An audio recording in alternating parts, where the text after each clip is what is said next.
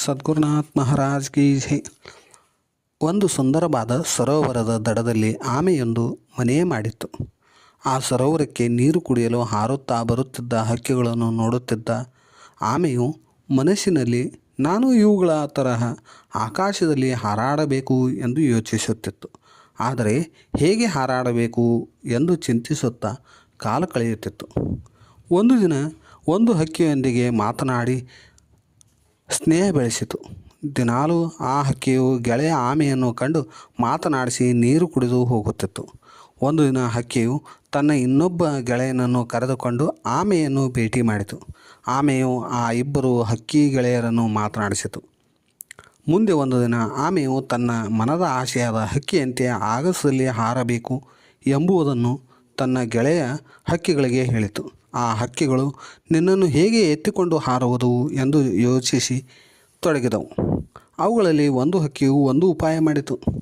ಅದೇನೆಂದರೆ, ಒಂದು ಬಡಿಗೆಯನ್ನು ಹಕ್ಕಿಗಳು ಕಾಲಿನಲ್ಲಿ ಹಿಡಿದು ಹಾರಬೇಕು. ಅದರ ಮಧ್ಯದಲ್ಲಿ ಆಮೆಯು ಬಾಯಿಯಿಂದ ಬಡಿಗೆ ಹಿಡಿಯಬೇಕು ಎಂದು ಹೇಳಿತು. ಈ ಮಾತಿಗೆ ಆಮೆಯು ತುಂಬ ಸಂತೋಷ ಹೊಂದಿತು.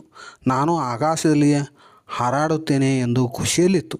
ಆಗ ಹಕ್ಕಿಗಳು, ಆಯಿತು ಗೆಳೆಯ, ನಾಳೆ ಬೆಳಗ್ಗೆ 9ಕ್ಕೆ ನಿನ್ನನ್ನು ಬಡಿಗೆಯ ಮೂಲಕ ಎತ್ತಿಕೊಂಡು ಹಾರುತ್ತೇವೆ ಎಂದು ಹೇಳಿ ಹೋದವು. ಆಮೆಯು ಬಹಳ ಆನಂದದಲ್ಲಿ ಇತ್ತು. ರಾತ್ರಿ ಇಡೀ ನಿದ್ದೆ ಬಾರದೆ 9 ಯಾವಾಗ ಆಗುತ್ತದೆಯೋ ಎನ್ನುತ್ತಾ ಯೋಚಿಸುತ್ತಿತ್ತು. ಮರುದಿನ ಬೆಳಗಾಯಿತು. ಹಕ್ಕಿಗಳು ಬಂದವು. ಒಂದು ಬಡಿಗೆ ತಂದವು. ಅದರ ಮಧ್ಯದಲ್ಲಿ ಆಮೆಗೆ ಬಾಯಿಯಿಂದ ಹಿಡಿಯಲು ಹೇಳಿದವು. ಆದರೆ ಯಾವುದೇ ಕಾರಣಕ್ಕೂ ಮೇಲೆ ಹಾರುವಾಗ ಬಾಯಿ ಬಿಡಬೇಡ, ಬಿಟ್ಟರೆ ಗೆಳೆಯ ನೀನು ಕೆಳಗೆ ಬಿದ್ದು ಸಾಯುವೆ ಎಂದು ಎಚ್ಚರಿಸಿದವು. ಆಮೆಯು ಅದಕ್ಕೆ ಒಪ್ಪಿಕೊಂಡು ಬಾಯಿಯಿಂದ ಬಡಿಗೆಯ ಮಧ್ಯದಲ್ಲಿ ಸರಿಯಾಗಿ ಬಿಗಿಯಾಗಿ ಹಿಡಿದುಕೊಂಡಿತು. ಹಕ್ಕಿಗಳು ಕಾಲಿನಿಂದ ಬಡಿಗೆ ಹಿಡಿದು ಸಮಾನವಾಗಿ ಹಾರಾಡತೊಡಗಿದವು. 2 ಹಕ್ಕಿಗಳ ಮಧ್ಯೆ ಆಮೆಯು ಜ್ಯೋತಿ ಬಿದ್ದು ಹಾರುವುದನ್ನು ಕಂಡ ಊರ ಜನರು,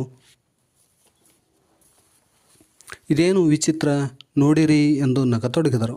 ಮಕ್ಕಳು, ಯುವಕರು, ಮುದುಕರು ಸೇರಿದಂತೆ ಎಲ್ಲರೂ ನೋಡಿ ಆಡಿಕೊಳ್ಳುತ್ತಾ ನಗುತ್ತಿದ್ದರು. ಜನರು ತನ್ನನ್ನು ನೋಡಿ ಆಡಿಕೊಂಡು ನಗುತ್ತಿದ್ದಾರೆ ಎಂದು ಆಮೆಯು ಮನದಲ್ಲಿ ಕುದಿಯತೊಡಗಿತು. ಮನದಲ್ಲಿಯ ಕೋಪ ತಾನು ಬಾಯಿ ಬಿಗಿಯಾಗಿ ಹಿಡಿದುಕೊಂಡಿದ್ದೇನೆ ಎನ್ನುವುದನ್ನು ಮರೆಸಿತು. ಎಲ್ಲರಿಗೂ ಸರಿಯಾಗಿ ಬೈದು ಬುದ್ಧಿ ಹೇಳಬೇಕು ಎಂದು ಯೋಚಿಸಿ ಬಾಯಿ ತೆರೆಯಿತು. ತಕ್ಷಣ ಒಂದು ಬಂಡೆ ಕಲ್ಲಿನ ಮೇಲೆ ಬಿದ್ದು ಸತ್ತು ಹೋಯಿತು. ಅಯ್ಯೋ ಪಾಪ ಎನ್ನುತ್ತಾ ನಾವು ಬಾಯಿ ತೆರೆಯಬೇಡ ಎಂದು ಹೇಳಿದರೂ ತನ್ನ ತಪ್ಪಿನಿಂದ ಬಾಯಿ ತೆರೆದು ಸತ್ತು ಹೋಯಿತು ಎನ್ನುತ್ತಾ ಹಕ್ಕಿಗಳು ಹಾರಿ ಹೋದವು. ನೀತಿ: ನಾವು ಎಲ್ಲಿದ್ದೇವೆ ಎನ್ನುವುದನ್ನು ಯಾವತ್ತೂ ಮರೆಯಬಾರದು. ನಮ್ಮ ಕೋಪ ಮತ್ತು ಆತುರದ ನಿರ್ಧಾರದಿಂದ ನಮ್ಮ ಇಡೀ ಬದುಕನ್ನೇ ಕಳೆದುಕೊಳ್ಳಬೇಕಾಗುತ್ತದೆ. ನಮ್ಮ ಒಂದು ಸಣ್ಣ ತಪ್ಪಿನಿಂದ ದೊಡ್ಡದನ್ನೇ ಕಳೆದುಕೊಳ್ಳಬೇಕಾಗುತ್ತದೆ. ಸದ್ಗುರುನಾಥ್ ಮಹಾರಾಜ್ ಕಿ ಜೈ.